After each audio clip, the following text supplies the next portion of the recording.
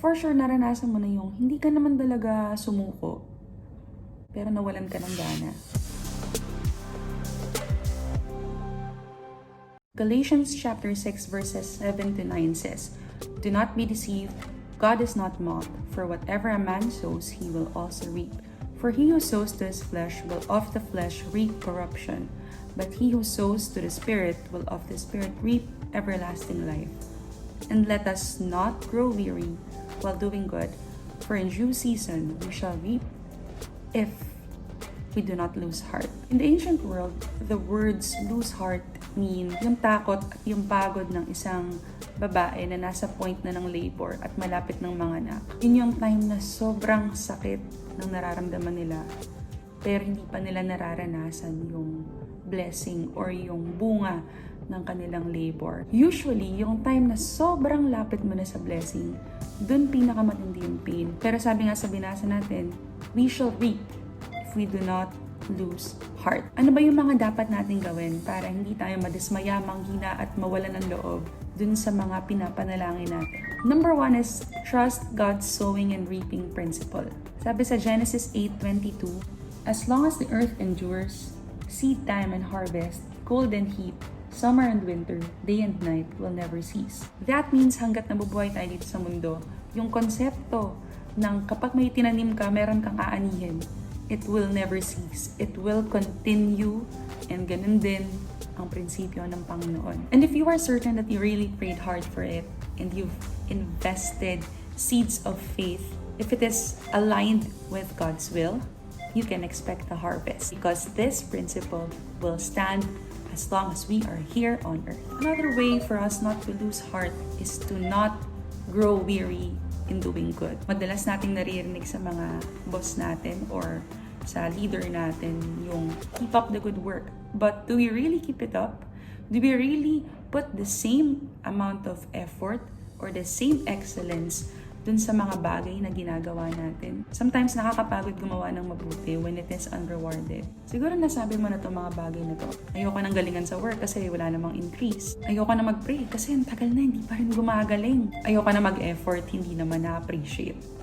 But one thing that I have learned as I get to know God more is that He said in His Word that His purpose will stand. Since the enemy cannot destroy God's purposes, he will discourage you from being a part of that purpose. The enemy will try to prevent you from enjoying the fruit that comes with fulfilling the purpose of God. I remember in the book of Ezra, when they were rebuilding the temple, there were people who were trying to discourage, make the people afraid, and frustrate their plans. And that is how the enemy works. When you are doing something for God, the enemy will always try to interfere. Friends, discouragement is a trap. Don't fall for it. God's promise to us in Philippians 1:6 that He who began a good work in us will bring it to completion until the day of Jesus Christ. So walang sukuan, because God is a finisher.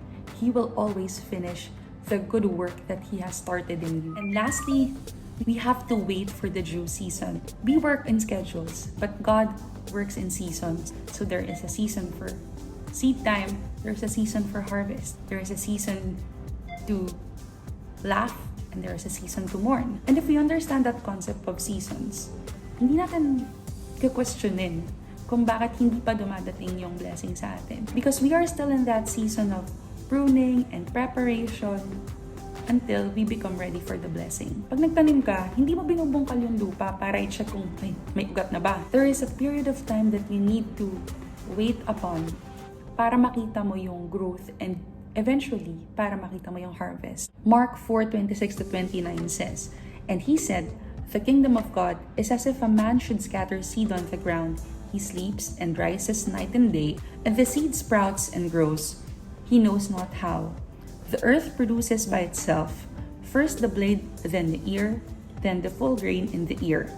But when the grain is ripe, at once he puts in the sickle, because the harvest has come."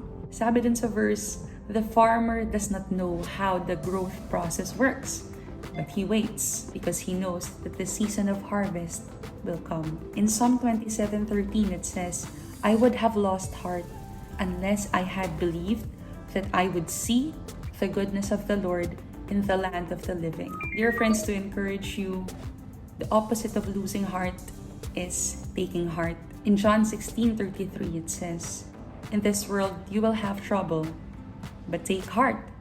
I have overcome the world." Jesus has already overcome. We're not fighting for victory. We are fighting from victory. May nanalo na. Nanalo na tayo. And that is enough reason for us to be brave, to stand tall, and to press on. Let me just quote one of my favorite preachers, Jensen Franklin. He says, "Your past is pardoned, your present is powerful, and your future is promised." So don't lose heart. Your harvest will come. God bless.